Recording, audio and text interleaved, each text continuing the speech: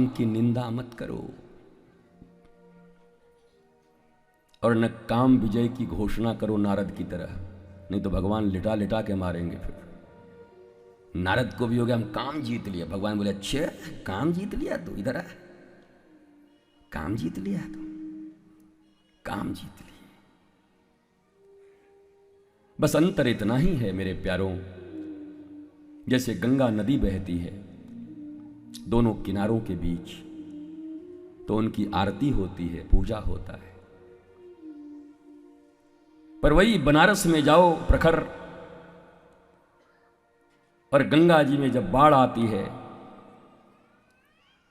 तो घरों को डुबा देती हैं, गोदौलिया तक पहुंच जाती है, नाव चलने लगता है। जो माता लोग रोज गंगा की आरती करने जाती हैं, बरसात के दिनों में जब गंगा उनके घर में घुस जाती है तो झाड़ू मार मार के निकालती। हमने एक माई से पूछा, मैया गंगा जी को झाड़ू मार रही है, पाप लगेगा?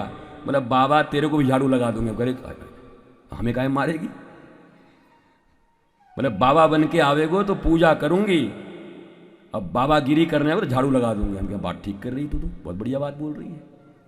बोला जब ये गंगा अपने किनारों में मर्यादाओं में बहती है तो मोक्षदायिनी है, पूजा करने के योग्य है, पर गंगा भी जब मर्यादा तोड़ती है तो झाड़ू मार दिया जाता है।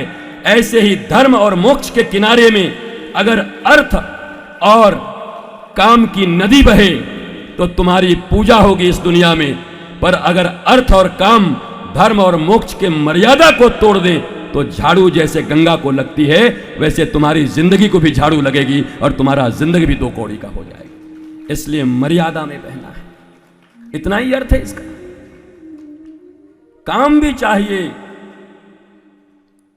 अर्थ भी चाहिए, पैसा भी चाहिए, और सृष्टि के लिए ये जो सृष्टि बनाई गई है मनु शत्रुपा के माध्यम से, मैथुनी सृष्टि, तो कामनाएं भी जरूरी है, पर इन दोनों को नियंत्रित करने के लिए, मर्यादा में लाने के लिए एक तरफ धर्म और एक तरफ मोक्ष।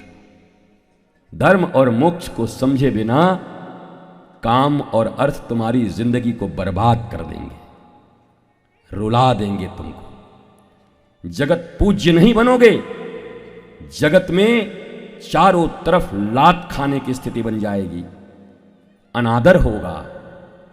और यही दो चीजें अगर मर्यादा में रहें तो पूज्य बन जाओगे।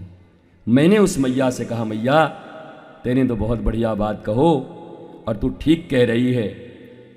जब हम भगवान राम और कृष्ण को अपने मस्तक पर लेकर चलते हैं, अपने गुरु की वाणी को अपने मस्तक पर लेकर चलते हैं, हृदय में रखते हैं, तो जिस घर में जाते हैं, सुनील के पास आए, चैनपुर में आए, तो हजारों लोग पूजा करते हैं, चरण छूते हैं, दर्शन पाते हैं।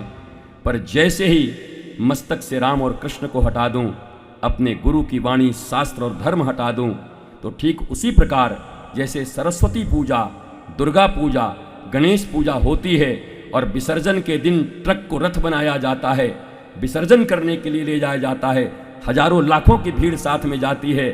जो लोग नहीं नजदीक पहुंच पाते वो ट्रक के पहिए को भी पकड़ के प्रणाम कर लेते हैं, डाले को पकड़ के प्रणाम कर लेते हैं, तो ट्रक को बड़ा घमंड हो जाता है, मेरी पूजा हो रही है।